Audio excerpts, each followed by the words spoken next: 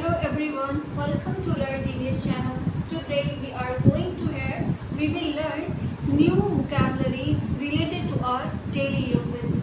आज की जो vocabularies हैं वो daily uses की जो हम लोग लाइफ में यूज़ करते हैं वो वर्ड्स मीनिंग हैं जो कि हमारे लिए बहुत हेल्पफुल होने वाली हैं और ये हम लोग एवरी डे अपने दिनों में या अपने कहीं पे हम लोग जाते हैं कॉलेजेस स्कूल वगैरह में तो हम लोग इस तरह के वर्ड्स को ज़रूर सुनते हैं, लेकिन हमें जो है उस टाइम में इसके मीनिंग नहीं पता होती है या तो फिर हमें ऐसा लगता है कि ये वर्ड जो है हम लोगों ने इंग्लिश में तो सुना हुआ है, इंग्लिश में हम लोग उसकी मीनिंग अपने माइंड में सेट किए हुए रहते हैं कि अच्छा इस वर्ड की मीनिंग ये है, लेकिन एक्चुअल में अगर हमसे कोई उसकी हिंदी में मीनिंग पूछ ले या उर्दू में मीनिंग पूछ ले तो हमें उसकी मीनिंग टोटली नहीं पता होती है।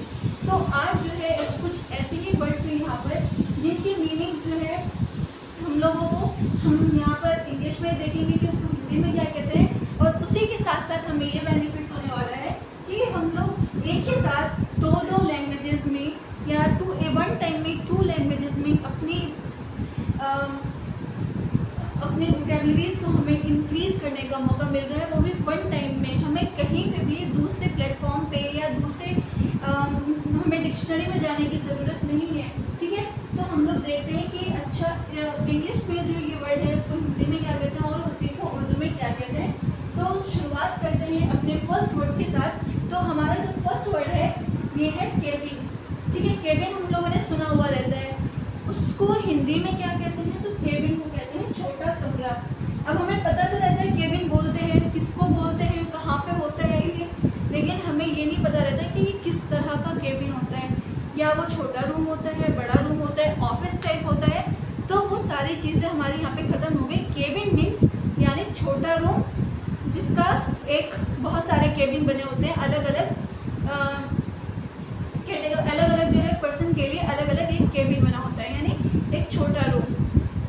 केबिन छोटा रूम या छोटा कमरा और इसी को बोलते हैं कोठरी। कोठरी तो एक छोटी सी जगह को भी बोलते हैं छोटा सा रूम, लेकिन कोठरी उसको हम लोग उर्दू में भी इसको मतलब कोठरी भी बोला जाता है।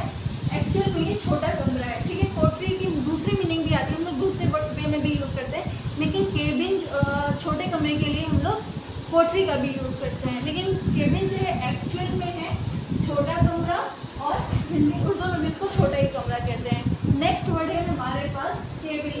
केबिल जो होता है, केबिल किसको कहते हैं केबिल, तो ये एक मजबूत तार होता है, ये इलेक्ट्रिसिटी से रिलेटेड है। तो ये जो है मजबूत तार और इसको उर्दू में भी मजबूत तार ही बोलते हैं, ठीक है। नेक्स्ट वर्ड है हमारे पास इंग्लिश में केबिन। केबिन की मीनिंग होती है गुप्त कमरा यानी छुपा हुआ। गुप्त तो हमें पता ही होता है हिंदी में क्या है, गुप्त होता है छुपा हुआ, कोई चीज़ छुपी हुई। और उर्दू में छुपा हुआ भी बोलते हैं और एक बोलते हैं पोशीदा, ठीक है। पोशीदा जो है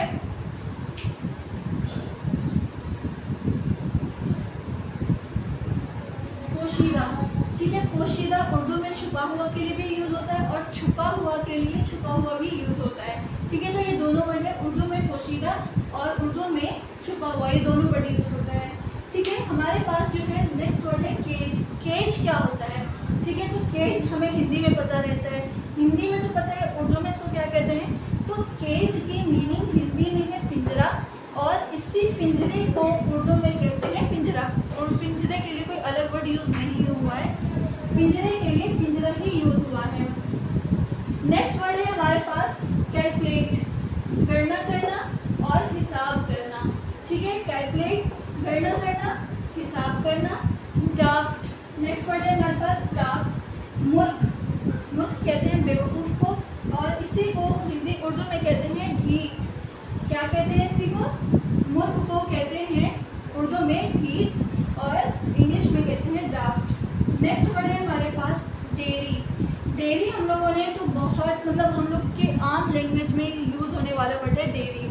क्या हम लोग हर टाइम में ये कहते हैं दुग्धशाला जा रहे हैं, हम लोग ऐसे नहीं बोलते। हम लोग को अगर दूध लेने जाना होता है दैट्स मीन हम लोग डेयरी पे जा रहे हैं, ठीक है। तो हम लोग डेयरी ही वर्ड यूज़ करते हैं, हमें इसकी हिंदी में मीनिंग अभी तक नहीं पता थी।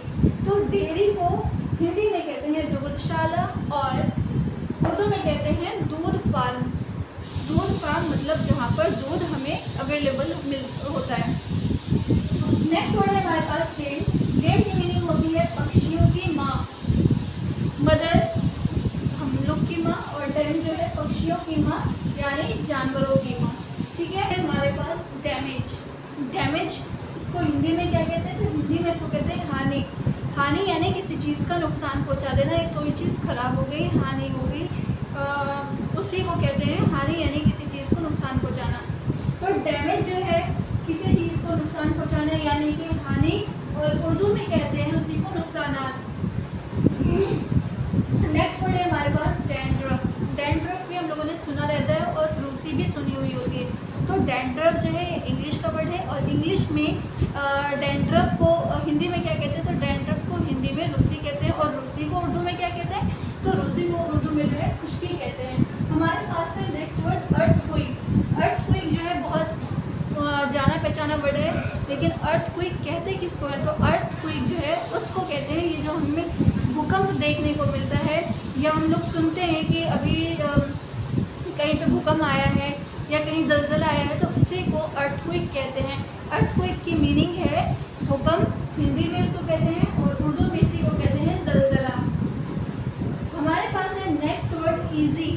अब ईजी तो हमें पता है कि क्या है, और हमें इसकी हिंदी भी पता होगी। ईजी जो है इसको हिंदी में कहते हैं आराम, और इसी को उर्दू में कहते हैं आसान।